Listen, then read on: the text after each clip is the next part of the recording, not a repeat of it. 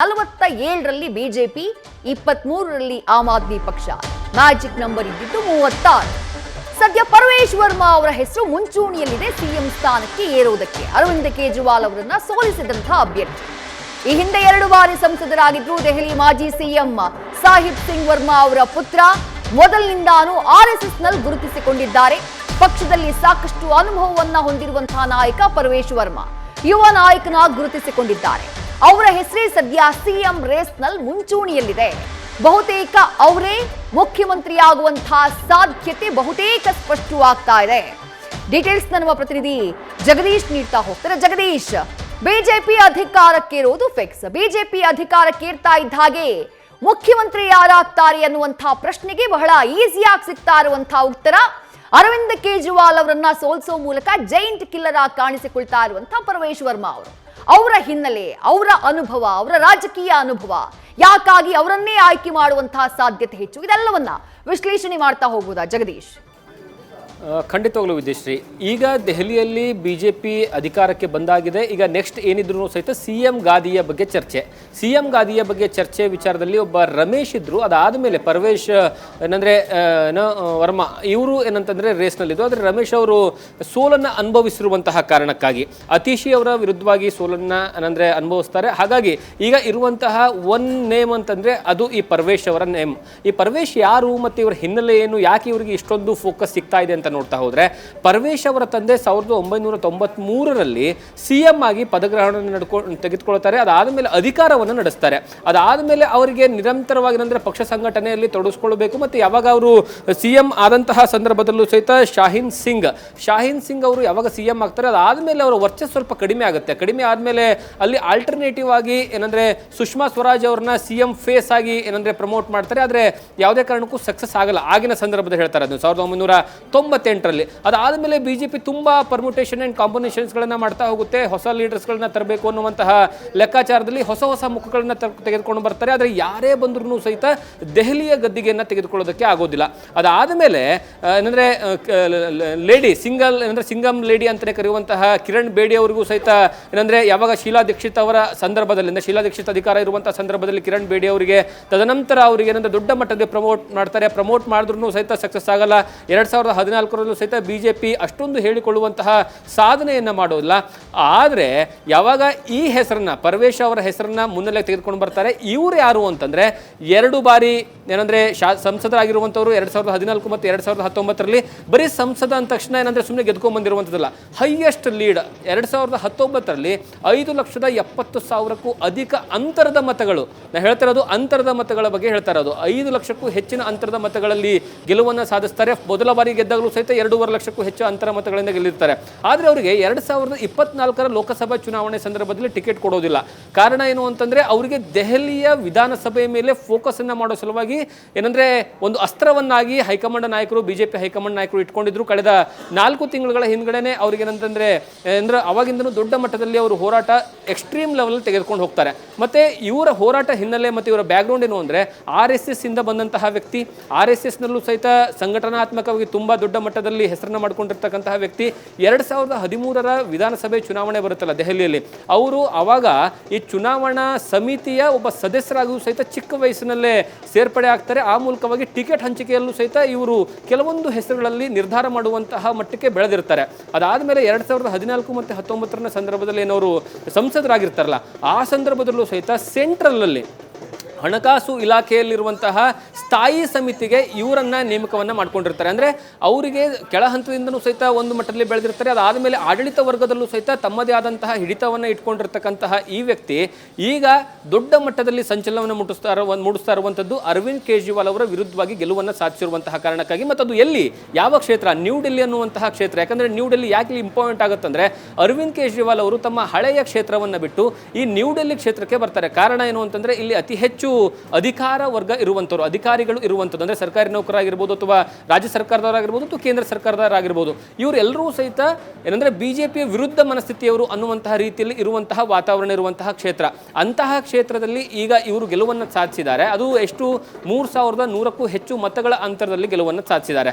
ಮತ್ತು ಅದರ ಜೊತೆಗೆ ಇವರು ಒಂದು 2-3 ಕಾಂಟ್ರವರ್ಸಿಯಲ್ಲೂ ಸಹಿತ ಸಿಗಾಳ್ಕೊಳ್ತಾರೆ. 2020ರ CAA ಏನಂದರೆ ದೊಡ್ಡ ಮಟ್ಟದಲ್ಲಿ ದೆಹಲಿಯಲ್ಲಿ ಏನೋ ದೊಡ್ಡ ಹೋರಾಟ ಆಗುತ್ತೆ, ಮನೆಗಳಿಗೆ ಬೆಂಕಿ ಹಚ್ಚುವಂಥ ಕೆಲಸ ಆಗುತ್ತೆ. ಅವಾಗ ಏನಂತಂದರೆ ಈ ವ್ಯಕ್ತಿ ಒಂದು ಸ್ಟೇಟ್ಮೆಂಟನ್ನು ಕೊಟ್ಟಿದ್ರು. ಯಾವಾಗ BJPಯ ಸರ್ಕಾರ ಅಧಿಕಾರಕ್ಕೆ ಬರುತ್ತೆ ದೆಹಲಿಯಲ್ಲಿ, ಕೇವಲ ಒಂದೇ ಒಂದು ಗಂಟೆಯಲ್ಲಿ ಇಂತಹ ಹೋರಾಟಗಳನ್ನು ಹೇಗೆ ನಿರ್ನಾಮ ಮಾಡಬೇಕು ಅಂತ ನಮಗೆ ಗೊತ್ತಿದೆ ಅಂತ ಹೇಳೋ ಮೂಲಕವಾಗಿ ದೇಶಾದ್ಯಂತ ದೊಡ್ಡ ಮಟ್ಟದಲ್ಲಿ ಒಂದು ಸಂಚಲನದ ಹೇಳಿಕೆಯನ್ನು ಸೃಷ್ಟಿ ಮಾಡಿದ್ರು. ಅದಾದ ಮೇಲೆ ಅವಾಗಿಂದನೂ ಸಹಿತ ಇವರು ಒಂದು ರೀತಿ ಅಗ್ರೆಸಿವ್ ಲೀಡರ್, ಮತ್ತು ಪ್ರತಿ ಹಂತದಲ್ಲೂ ಸಹಿತ ಆಪ್ ನಾಯಕರಿಗೆ ನೇರವಾದಂತಹ ಟಕ್ಕರ್ ಕೊಡ್ತಾ ಇರುವಂತಹ ವ್ಯಕ್ತಿಯಲ್ಲಿ ಸ್ಥಳೀಯ ಸಂಸ್ಥೆಗಳ ಚುನಾವಣೆ ನಡೆದಾಗಲೂ ಸಹಿತ ಇವರ ಪಾತ್ರ ತುಂಬ ಪ್ರಾಮುಖ್ಯತೆಯನ್ನು ಪಡ್ಕೊಂಡಿತ್ತು. ಅದರ ಜೊತೆಗೆ ಸ್ಥಳೀಯ ಸಂಸ್ಥೆಗಳ ಚುನಾವಣೆ ಬಂದಂತಹ ಸಂದರ್ಭದಲ್ಲೂ ಸಹಿತ ಇವರು ಏನಂದರೆ ಹೋಗಿ ಪ್ರಚಾರ ಮಾಡುವಂತಹ ಕ್ಷೇತ್ರಗಳಲ್ಲಿ ಗೆಲುವನ್ನು ಸಾಧಿಸುವಂತಹ ಎಷ್ಟೋ ಎಕ್ಸಾಂಪಲ್ಸ್ಗಳಿದ್ದಾವೆ. ಮತ್ತು ಈ ಬಾರಿಯ ವಿಧಾನಸಭಾ ಚುನಾವಣೆ ಸಂದರ್ಭದಲ್ಲೂ ಸಹಿತ ಯಾವಾಗ ಚುನಾವಣೆಯ ಕಾವು, ಚುನಾವಣೆಯ ರಂಗೇರುವಂತಹ ಪರಿಸ್ಥಿತಿ ಬರುತ್ತಲ್ಲ, ಫಾರ್ ಎಕ್ಸಾಂಪಲ್ ಯಾವಾಗ ಅಂದರೆ ಅರವಿಂದ್ ಕೇಜ್ರಿವಾಲ್ ಅವರು ಏನಂದರೆ ಜೈಲಿನಿಂದ ಹೊರಗಡೆ ಬರ್ತಾರೆ. ಜೈಲಿನಿಂದ ಹೊರಗಡೆ ಬಂದಾಗಿನಿಂದನೂ ಸಹಿತ ಚುನಾವಣೆಯ ಪ್ರಕ್ರಿಯೆ ಆಮ್ ಆದ್ಮಿಯಲ್ಲಿ ಏನಂದರೆ ಶುರು ಆಗಿಬಿಡುತ್ತೆ. ಆವಾಗಿಂದನೂ ಸಹಿತ ಅರವಿಂದ್ ಕೇಜ್ರಿವಾಲ್ ಅವರಿಗೆ ನೇರ ಟಕ್ಕರ್ ಕೊಡುವಂತಹ ವ್ಯಕ್ತಿ, ಅವರ ಹೇಳಿಕೆಗಳಿಗೆ ಪ್ರತಿ ಹೇಳಿಕೆಗಳನ್ನು ಕೊಡುವಂತಹ ವ್ಯಕ್ತಿ, ಮತ್ತು ರಾಜಕೀಯ ರಣತಂತ್ರಗಳಲ್ಲಿ ಸಹಿತ ತಮ್ಮದೇ ಆದಂತಹ ರೀತಿಯಲ್ಲಿ ಬಿಂಬಿಸಿಕೊಳ್ಳುವಂತಹ ವ್ಯಕ್ತಿ. ಇಂತಹ ವ್ಯಕ್ತಿ ಈಗ ಅರವಿಂದ್ ಕೇಜ್ರಿವಾಲ್ ಅವರನ್ನ ಸೋಲಿಸೋ ಮೂಲಕವಾಗಿ CM ಸ್ಥಾನದ ಏನಂದರೆ ರೇಸ್ನಲ್ಲಿ ಮೊದಲದಾಗಿರ್ತಾರೆ. ಮತ್ತು ಯಾವಾಗ ಏನಂದರೆ ಅರವಿಂದ್ ಕೇಜ್ರಿವಾಲ್ ಅವರ ವಿರುದ್ಧವಾಗಿ ಗೆಲುವನ್ನು ಸಾಧಿಸ್ತಾರಲ್ಲ, ಗೆಲುವನ್ನು ಸಾಧಿಸಿದ ತಕ್ಷಣ ಮೊದಲು ಹೋಗಿರುವಂಥದ್ದು ಅಮಿತ್ ಶಾ ಅವರ ಭೇಟಿಗೆ. ಅಮಿತ್ ಶಾ ಅವರ ಭೇಟಿಗೆ ಹೋಗಿ ಅಮಿತ್ ಶಾ ಅವ್ರ ಜೊತೆ ಕೂತ್ಕೊಂಡು ಮಾತುಕತೆಯನ್ನು ಆಡಿ ತದನಂತರ ವಾಪಸ್ ಬರುವಂತಹ ಸಂದರ್ಭದಲ್ಲಿ ಮಾಧ್ಯಮದವರೊಂದು ಪ್ರಶ್ನೆಯನ್ನು ಕೇಳ್ತಾರೆ. ಈಗ ಎಲ್ಲವೂ ಆಯಿತು, ಎಲ್ಲವೂ ಅಂದ್ಕೊಂಡಂಗಾಯಿತು, ಆದರೆ ಈಗ ಮುಂದಿನ CM ಅಭ್ಯರ್ಥಿ ಯಾರು ಅನ್ನುವಂತಹ ಪ್ರಶ್ನೆಗೆ ನಾನು ಯಾವುದೇ ಕಾರಣಕ್ಕೂ ಸಹಿತ ಈಗ ಉತ್ತರವನ್ನು ಕೊಡೋದಿಲ್ಲ, ಎಲ್ಲವೂ ಸಹಿತ ನಿಮಗೆ ನಿರ್ಧಾರ ಆಗಿ ಉತ್ತರ ಬರುತ್ತೆ ಅಂತ ಹೇಳೋ ಮೂಲಕವಾಗಿ ತಾನು ಇರುವಂತಹ ವಿಚಾರವನ್ನು ಮೌನದ ಮೂಲಕವಾಗಿ ಉತ್ತರವನ್ನು ಕೊಡುವಂತಹ ಕೆಲಸವನ್ನು ಮಾಡ್ತಾರೆ. ಆ ಮೂಲಕವಾಗಿ ತಂದೆ ಆದ ಮೇಲೆ ಮಗ ಮತ್ತೊಂದು ಬಾರಿಗೆ ಏನಂತಂದರೆ ತಂದೆಯ ನಂತರ ದೆಹಲಿ ಗದ್ದಿಗೆಯಲ್ಲಿ BJPಯ ಅಭ್ಯರ್ಥಿಯಾಗಿ ಗೆಲುವನ್ನು ಸಾಧಿಸಿ ಈಗ ಅವರು ಅಧಿಕಾರವನ್ನು ಪಡ್ಕೊಳ್ಳುವಂತಹ ಸಾಧ್ಯತೆಗಳು ದಟ್ಟವಾಗಿ ಕಾಣಿಸ್ತಾ ಇರುವಂಥದ್ದು. ವಿದ್ಯಶ್ರೀ, ಜಗದೀಶ್, ಪರಮೇಶ್ ವರ್ಮಾ ಅವರ ಗೆಲುವು, ಅವರು ಮುಖ್ಯಮಂತ್ರಿ ಸ್ಥಾನಕ್ಕೆ ಇರ್ತಾ ಇರುವಂತಹ ಸಾಧ್ಯತೆ ಬಗ್ಗೆ ನೀವು ವಿಶ್ಲೇಷಣೆಯನ್ನ ಮಾಡಿದ್ರೆ, ಅಟ್ ದ ಸೇಮ್ ಟೈಮ್ ಅವರು ಸೋಲಿಸಿರುವಂತಹ ಅರವಿಂದ್ ಕೇಜ್ರಿವಾಲ್, ನ್ಯೂಡೆಲ್ಲಿ ಕ್ಷೇತ್ರದಲ್ಲಿ ಅರವಿಂದ್ ಕೇಜ್ರಿವಾಲ್ ಸೋಲುವುದಕ್ಕೆ ಏನು ಕಾರಣ ಆಯಿತು? ಅವರ ಈ ಸೋಲು ಕೇವಲ ಅವರ ವೈಯಕ್ತಿಕ ಸೋಲಾಗಿ ಉಳಿದಿಲ್ಲ, ಅದು ಇಡೀ ಪಕ್ಷದ ಸೋಲಿನೊಂದಿಗೆ ಮಿಳಿತಾ ಆಗಿದೆ. ಹಾಗಾಗಿ ಅರವಿಂದ್ ಕೇಜ್ರಿವಾಲ್ ಅವರ ಈ ಸೋಲು ಕೊಡ್ತಾ ಇರುವಂತಹ ಸಂದೇಶಗಳು ಏನೇನು, ಅದನ್ನ ವಿಶ್ಲೇಷಣೆ ಮಾಡಬಹುದಾ ಜಗದೀಶ್?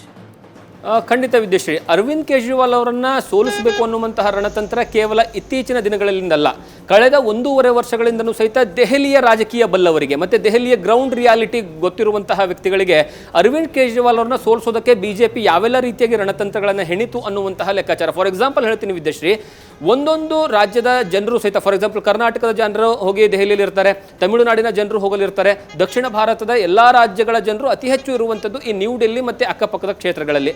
ಈ ಒಂದು ಕ್ಷೇತ್ರಗಳಲ್ಲಿ ಇರುವಂತಹ ಮತದಾರನ್ನ ಏನಂದರೆ ಅವರ ಮನ್ನಣೆಯನ್ನು ಪಡ್ಕೊಳ್ಬೇಕು ಅಂತ BJP ಪ್ರತಿಯೊಂದು ರಾಜ್ಯದ ಪ್ರತ್ಯೇಕವಾದಂತಹ ಸಭೆಗಳನ್ನು ಮಾಡುತ್ತೆ, ಪ್ರತ್ಯೇಕವಾದಂತಹ ಸಭೆ ಸಮಾರಂಭಗಳನ್ನು ಮಾಡಿ ಅವರ ಮನವನ್ನು ಗೆಲ್ಲುವಂತಹ ಕೆಲಸವನ್ನು ಮಾಡುತ್ತೆ. ಯಾಕಂದರೆ ಇಲ್ಲಿ ಇರುವಂತಹ ಏಕೈಕ ಟಾರ್ಗೆಟ್, ಯಾಕಂದರೆ ಅರವಿಂದ್ ಕೇಜ್ರಿವಾಲ್ ಅವ್ರನ್ನ ಸೋಲಿಸಿದ್ದೇ ಆದರೆ ಆಮ್ ಆದ್ಮಿ ಪಕ್ಷ ಸಂಪೂರ್ಣವಾಗಿ ನಾವು ಏನಂದರೆ ಮುಚ್ಚಬಹುದು, ಅಂದರೆ ಅದನ್ನು ಯಾವುದೇ ಏನಂದರೆ ಈ ರೀತಿಯ ಒಂದು ಗಟ್ಟಿ ಧ್ವನಿ ಇಲ್ಲದೆ ಇರುವಂತಹ ಪಕ್ಷ ಮಾಡ್ಬೋದು ಅನ್ನುವಂತಹ ಕಾರಣಕ್ಕಾಗಿ BJP ಎಲ್ಲ ರೀತಿಯ ಸ್ಟ್ರಾಟಜಿಗಳನ್ನು ಮಾಡುತ್ತೆ. ಅದಕ್ಕೆ ಬೇಕಾಗಿರ್ತಕ್ಕಂತಹ ಸಕಲ ಸಿದ್ಧತೆಗಳು, ಅದು ಏನಂದರೆ ಚುನಾವಣೆ ಅಂದ ತಕ್ಷಣವೇ ಏನಂದರೆ ಹಣದ ವ್ಯವಹಾರ ನಡೆಯುತ್ತೆ, ಅದಾದ ಮೇಲೆ ಪ್ರಭಾವದ ಲೆಕ್ಕಾಚಾರಗಳು ನಡೆಯುತ್ತೆ, ಜಾತಿ ಲೆಕ್ಕಾಚಾರಗಳು ನಡೆಯುತ್ತೆ, ಮತ್ತೆ ಅಧಿಕಾರ ವರ್ಗಗಳಲ್ಲಿರುವಂತಹ ವ್ಯಕ್ತಿಗಳನ್ನ ಬಳಸಿಕೊಳ್ಳುವಂಥದ್ದು. ಯಾಕಂದ್ರೆ ನೀವು ಗೊತ್ತಿರುವಂಥದ್ದು ಎಲ್ಲರಿಗೂ ಸಹಿತ ಏನಂದ್ರೆ ಅಧಿಕಾರ ವರ್ಗಗಳನ್ನ ಯಾವ ರೀತಿಯಾಗಿ ಅಂದ್ರೆ ಪೊಲೀಸರಿಗೆ ಮೂಲಕವಾಗಿ ಬಳಸ್ಕೊಂಡಿರೋದು, ಇದನ್ನು ಸಹಿತ ಚುನಾವಣೆಯ ಒಂದು ದೊಡ್ಡ ಮಟ್ಟದಲ್ಲಿ ಚರ್ಚೆ ಆಗಿರುವಂತಹ ವಿಚಾರ. ಪೊಲೀಸರು ಸರಿಯಾದ ರೀತಿಯಲ್ಲಿ ನಮಗೆ ಸಪೋರ್ಟ್ ಕೊಡ್ತಾ ಇಲ್ಲ ಅನ್ನುವಂತಹ ವಿಚಾರವೂ ಸಹಿತ ದೊಡ್ಡ ಮಟ್ಟದಲ್ಲಿ ಚರ್ಚೆ ಆಯಿತು. ಅದು ಚುನಾವಣಾ ಆಯೋಗಕ್ಕೂ ಸಹಿತ ಕಂಪ್ಲೇಂಟ್ ಸಹಿತ ಹೋಯಿತು. ಆದರೆ ಇದೆಲ್ಲವೂ ಸಹಿತ ಈಗ ಮುಗಿದ ಅಧ್ಯಾಯ. ಫೈನಲಿ ನೋಡುವಂತಹ ವ್ಯಕ್ತಿಗಳೇನೆಂದ್ರೆ ರಿಸಲ್ಟ್ ಅನ್ನು ನೋಡ್ತಾರೆ. ಮತ್ತೆ ಅರವಿಂದ್ ಕೇಜ್ರಿವಾಲ್ ಅವರ ಸೋಲಿಗೆ ಒಂದು ರೀತಿಯಲ್ಲಿ ಸ್ವಯಂ ಅವರೇ ಮಾಡ್ಕೊಂಡಿರ್ತಕ್ಕಂತಹ ತಪ್ಪು ಅಂದ್ರೂ ತಪ್ಪಾಗಲಿಕ್ಕಿಲ್ಲ. ಕಾರಣ ಏನು ಅಂದರೆ ಅವರು ತೆಗೆದುಕೊಂಡಿರ್ತಕ್ಕಂತಹ ಕೆಲವು ನಿರ್ಧಾರಗಳು ಏನಂದ್ರೆ ಏನು ಮಾಡಿದ್ರು ಸಹಿತ ಜನನ ನನ್ನ ಎಕ್ಸೆಪ್ಟ್ ಮಾಡ್ತಾರೆ ಅನ್ನುವಂತಹ ಮನಸ್ಥಿತಿ. ಯಾವಾಗ ಪಂಜಾಬ್ ಎಲೆಕ್ಷನ್ ಗೆಲ್ತಾರಲ್ಲ 3 ವರ್ಷಗಳ ಹಿಂದೆ, ಪಂಜಾಬ್ ಎಲೆಕ್ಷನ್ ಗೆದ್ದ ಮೇಲೆ ಅರವಿಂದ್ ಕೇಜ್ರಿವಾಲ್ ಅವರ ಮನಸ್ಥಿತಿ ಸಂಪೂರ್ಣವಾಗಿ ಬದಲಾಯಿತು ಅಂತ ರಾಜಕೀಯ ಬಲ್ಲವರು ಹೇಳ್ತಾರೆ. ಕಾರಣ ಏನು ಅಂದ್ರೆ, ಒಂದು, ನಾವು ಪಂಜಾಬಲ್ಲಿ ಗೆಲುವನ್ನು ಸಾಧಿಸಿದ್ವಿ, ಅದು ಸಹಿತ ಕ್ಲೀನ್ ಸ್ವೀಪ್ ಅನ್ನು ಮಾಡ್ಕೊಂಡ್ವಿ. ತದನಂತರ ನಾನು ಈಗ ಕೇವಲ ದೆಹಲಿಗೆ ಸೀಮಿತವಾಗಿರುವಂತಹ ನಾಯಕ ಅಲ್ಲ, ಅದರ ಹೊರತಾಗಿ ಇಡೀ ರಾಷ್ಟ್ರಕ್ಕೆ ಸೀಮಿತ ಆಗಿರುವಂತಹ ನಾಯಕ ಅನ್ನುವಂಥ ಸಂದೇಶವನ್ನ ಅವರೇ ಪ್ರಮೋಟ್ ಮಾಡಿಕೊಳ್ತಾ ಹೋಗ್ತಾರೆ. ಅವಾಗ ದೆಹಲಿಯನ್ನ ಅಷ್ಟು ಸರಿಯಾಗಿ ಏನಂತಂದ್ರೆ ಗಮನಿಸಿಲ್ಲ ಅನ್ನುವಂಥದ್ದು. ಮತ್ತೆ ಅದರ ಜೊತೆಗೆ ಭ್ರಷ್ಟಾಚಾರ. ಅರವಿಂದ್ ಕೇಜ್ರಿವಾಲ್ ಅವರು ಒಂದು ಅಧಿಕಾರಕ್ಕೆ ಬಂದಿರುವಂಥದ್ದು ಒಂದೇ ಒಂದು ಕಾರಣ, ಅಣ್ಣಾ ಹಜಾರೆ ಅವರ ಜೊತೆಯಲ್ಲಿದ್ದರು, ಅವಾಗ ದೊಡ್ಡ ಮಟ್ಟದಲ್ಲಿ ಹೋರಾಟದಲ್ಲಿ ಭಾಗಿಯಾಗಿದ್ದರು. ಅವಾಗ ಕ್ಲೀನ್ ಹ್ಯಾಂಡ್ ಒಬ್ಬ ವ್ಯಕ್ತಿ ಬೇಕಾಗಿತ್ತು ಜನರಿಗೆ. ಆ ಕಾರಣಕ್ಕಾಗಿ ಅರವಿಂದ್ ಕೇಜ್ರಿವಾಲ್ ಆ ಸಂದರ್ಭದಲ್ಲಿ ಎಲ್ರಿಗೂ ಸಹಿತ ದೊಡ್ಡ ಮಟ್ಟದಲ್ಲಿ ಆಶಾಭಾವನೆಯಿಂದ ಆಶಾ ಕಿರಣವಾಗಿ ಕಾಣಿಸ್ತಾರೆ. ಅದಾದ ಮೇಲೆ ಏನಾಗುತ್ತೆ, ಅರವಿಂದ್ ಕೇಜ್ರಿವಾಲ್ ನಡವಳಿಕೆ ಹೇಗೆ ಬದಲಾಯಿತು, ಅರವಿಂದ್ ಕೇಜ್ರಿವಾಲ್ ಅವರು ನಡ್ಕೊಂಡಿರುವಂತಹ ರೀತಿ ಒಂದಾದರೆ, ಇನ್ನೊಂದು ಕಡೆಗೆ ಪ್ರತಿ ಹಂತದಲ್ಲೂ ಸಹಿತ ರಾಜ್ಯದಲ್ಲಿ ಆಗಿರತಕ್ಕಂಥ ಅಂದರೆ ದೆಹಲಿಯಲ್ಲಿ ನಡೆದಿರ್ತಕ್ಕಂತಹ ವಿಚಾರಕ್ಕೆ ಪ್ರತಿಯೊಂದಕ್ಕೂ ಸಹಿತ ಏನಂದ್ರೆ ನೇರವಾಗಿ ಕೇಂದ್ರಕ್ಕೆ ಬೊಟ್ಟು ಮಾಡುವಂಥದ್ದು. ಲೆಫ್ಟಿನೆಂಟ್ ಗವರ್ನರ್ ಸಕ್ಸೇನಾ ಏನಿದ್ದಾರೆ, ಸಕ್ಸೇನಾ ಜೊತೆಗೆ ನಿರಂತರವಾದಂತಹ ಜಗಳ ಪ್ರತಿಯೊಂದಕ್ಕೂ. ಫಾರ್ ಎಕ್ಸಾಂಪಲ್, ಈಗ ಪರಿಶುದ್ಧವಾದಂತಹ ಗಾಳಿ, ಅಲ್ಲಿ ವಾಯು ಮಾಲಿನ್ಯವೇ ಇಡೀ ದೊಡ್ಡ ಮಟ್ಟದಲ್ಲಿ ಪ್ರತಿ ವರ್ಷ ಚರ್ಚೆ ಆಗುವಂತಹ ವಿಚಾರ. ಆ ವಿಚಾರಕ್ಕೂ ಸಹಿತ ನೇರವಾಗಿ ಸಕ್ಸೇನಾ ಅವ್ರನ್ನ ಬೊಟ್ಟು ಮಾಡೋದು, ಅಥವಾ ಏನಂತಂದ್ರೆ ಪಕ್ಕದಲ್ಲಿರುವಂತಹ ಹರಿಯಾಣಕ್ಕೆ ಬೊಟ್ಟು ಮಾಡೋದು. ಅದ್ರ ಜೊತೆಗೆ ಏನಂದ್ರೆ ಕುಡಿಯೋ ನೀರಿನ ವಿಚಾರಕ್ಕೂ ಬಂದ್ರು ಸಹಿತ ಬೇಸಿಗೆ ಬಂದ್ರೆ ಸಾಕು, ಇದಕ್ಕೂ ಸಹಿತ ನಮಗೆ ಕೆಲಸಕ್ಕೆ ಏನಂದ್ರೆ ಅವಕಾಶವನ್ನ ಮಾಡಿಕೊಡ್ತಿಲ್ಲ ಅನ್ನುವಂತಹ ಆರೋಪವನ್ನ ಮಾಡೋದು. ಅಂದ್ರೆ ಯಾವುದೂ ಸಹಿತ ತಮ್ಮ ಮೇಲೆ ಇಟ್ಕೊಳ್ಳದೇನೆ, ಕೆಲಸವನ್ನೂ ಸಹಿತ ಮಾಡದೇನೆ ನೇರವಾಗಿ ಕೇಂದ್ರದ ಮೇಲೆ ಅಥವಾ ಅಂದ್ರೆ ಲೆಫ್ಟಿನೆಂಟ್ ಗವರ್ನರ್ ಮೇಲೆ ಹಾಕುವಂತಹ ಕೆಲಸವನ್ನ ಮಾಡ್ತಾರೆ. ಹೀಗಾಗಿ ಅರವಿಂದ್ ಕೇಜ್ರಿವಾಲ್ ಅವರು ತಮ್ಮ ವರ್ಚಸ್ಸನ್ನ ಕಳ್ಕೊಳ್ತಾ ಹೋಗ್ತಾರೆ. ತಮ್ಮ ಮಾತಿನ ಮೇಲಿರುವಂತಹ ನಂಬಿಕೆ ಏನಿದೆಯಲ್ಲ ಜನರ ಹತ್ರ, ಅದನ್ನ ಕಳ್ಕೊಳ್ತಾ ಹೋಗ್ತಾರೆ. ಅದರ ಜೊತೆಗೆ ಏನಾದ್ರು ಮತ್ತೊಂದು ಆ್ಯಡ್ ಮಾಡಬೇಕು ಅಂತಂದ್ರೆ, ಕೇಂದ್ರ ಸರ್ಕಾರದ ವಿರುದ್ಧ ಇರುವಂತಹ ಆ ಒಂದು ಜಗಳ ಇತ್ತಲ್ಲ, ಆ ಜಗಳ ಜನರಿಗೆ ಇರಿಟೇಟ್ ಆಗುವ ಮಟ್ಟಿಗೆ ಬರುತ್ತೆ. ಯಾಕಂದ್ರೆ ಜನ ಎಕ್ಸ್ಪೆಕ್ಟ್ ಮಾಡುವಂಥದ್ದೇನು, ಒಬ್ಬ ಮತ ಹಾಕಿ ಗೆಲ್ಸಿದ್ದಾರೆ ಅಂತಂದ್ರೆ ಅವರಿಂದ ಎಕ್ಸ್ಪೆಕ್ಟ್ ಮಾಡುವಂಥದ್ದು, ಒಬ್ಬ ರಾಜಕಾರಣಿಯಿಂದ ಆಗಿರ್ಬೋದು, ಸರ್ಕಾರದಿಂದ ಎಕ್ಸ್ಪೆಕ್ಟ್ ಮಾಡೋದೇನೆಂದ್ರೆ ನಮಗೆ ಆಗಬೇಕಾಗಿರುವಂತಹ ಕೆಲಸಗಳು, ಆ ಕೆಲಸಗಳೇ ಆಗಿಲ್ಲ ಅಂದ್ರೆ ಯಾಕಪ್ಪ ಈ ಲೀಡರ್ ಅನ್ನುವಂತಹ ಕ್ವಶನ್. ಮತ್ತೆ ಅದರ ಜೊತೆಗೆ 10 ವರ್ಷಗಳ ಕಾಲ ನಿರಂತರವಾಗಿ ನಡೆಸಿರ್ತಕ್ಕಂತಹ ಅಧಿಕಾರ ಆಡಳಿತ ವಿರೋಧಿ ಅಲೆ ಅಂತೂ ತುಂಬಾ ದೊಡ್ಡ ಮಟ್ಟದಲ್ಲಿ ಗ್ರೌಂಡ್ ಲೆವೆಲ್ ಅಲ್ಲಿ ಇತ್ತು. ಈ ಎಲ್ಲಾ ಕಾರಣಗಳಿಂದನೇ ಅರವಿಂದ್ ಕೇಜ್ರಿವಾಲ್ ಅವರ ಮೇಲಿರುವಂತಹ ವರ್ಚಸ್ಸು ಸಂಪೂರ್ಣವಾಗಿ ಕುಗ್ಗುತ್ತದೆ. ಆ ಕಾರಣಕ್ಕಾಗಿ ಸ್ವತಃ ಸಿಎಂ ಅಭ್ಯರ್ಥಿ ಅಂತ ಹೇಳ್ಕೊಂಡಿದ್ರು. ಮತ್ತೆ ಕಳೆದ 9 ವರ್ಷಗಳ ಕಾಲ ಏನಂದ್ರೆ ಸಿಎಂ ಆಗಿ ಅಧಿಕಾರವನ್ನು ನಡೆಸಿರ್ತಕ್ಕಂತಹ ವ್ಯಕ್ತಿ ಕೊನೆಗೆ ಸೋಲ್ಬೇಕಾದಂತಹ ಪರಿಸ್ಥಿತಿ ನಿರ್ಮಾಣವಾಯಿತು. ವಿದೇಶ್ರೀ ನ್ಯೂಸ್ ಫಸ್ಟ್, ನಿರ್ಭೀತಿಯಿಂದ ನಿಮ್ಮ ಪರವಾಗಿ.